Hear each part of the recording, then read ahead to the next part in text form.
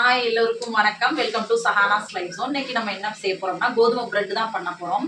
புதுசா நம்ம ஓடிஜி வாங்கிட்டதுனால சரி எதையாவது ட்ரை பண்ணி பார்க்கலாமே அப்படின்னு சொல்லிட்டு கோதுமை பிரெட் பண்ணலாம் அப்படின்னு தான் ரெடி பண்ணியிருக்கேன். வாங்க பாருங்க, நல்லா மாவு பிணைஞ்சு வச்சுட்டேன். ஒரு யூடியூப் வீடியோ தான் பார்த்து இந்த மாவு ரெடி பண்ணியிருக்கேன். நல்லா பொங்கி வந்திருக்கு மாவு. இப்போ வந்து இதை கொஞ்சம் நேரம் நல்லா பிணைஞ்சு விடலாம். மாவை இந்த மாதிரி ஷேப்புக்கு நல்லா பிணைஞ்சு தட்டி வச்சுருக்கேன். என்கிட்ட வந்து பிரெட் பேனு பட்டர் ஷீட்டெல்லாம் இல்லை. பட்டர் ஷீட்டுக்கு பதிலாக வாழை இலை போட்டிருக்கேன்.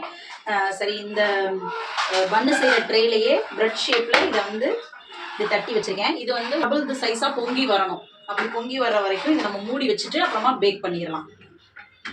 பாருங்கள், இது வந்து ஒரு 40 மினிட்ஸ் அப்படியே விட்டுட்டேன். நல்லா பொங்கி வந்திருக்கு. இது மேலே நம்ம பட்டர் லேஸாக தடவிட்டு அவனில் வச்சிட வேண்டியதுதான். அவனை வந்து 10 மினிட்ஸ்க்கு ப்ரீ ஹீட் பண்ணி வச்சுருக்கேன்.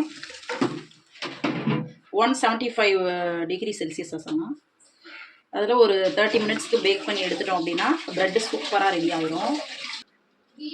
30 மினிட்ஸ்க்கு 175 டிகிரி செல்சியஸில் வச்சுருக்கேன். எனக்கு என்ன பார்க்கணுமா அந்த பண்ணு ஊருக்கு அந்த பெட்டு வேஷன்களை. தேங்க்யூ. ரொட்டி பாருங்க, ரொம்ப மோசமான நிலைமையில இருக்குது. ஏதோ பெரிய சைஸ் ரொட்டி மாதிரி வந்திருக்கு. சரி பரவாயில்ல, ஃபஸ்ட் டைம் ட்ரை பண்ணனால அப்படி தான் இருக்கும் போல. ஒரு வேளை பிரெட் பேனில் செஞ்சால் சரியாக வந்துருக்குமோ என்ன தெரியல. பரவாயில்ல, அப்புறம் செஞ்சு கற்றுக்கலாம். ஓகே, பாய்.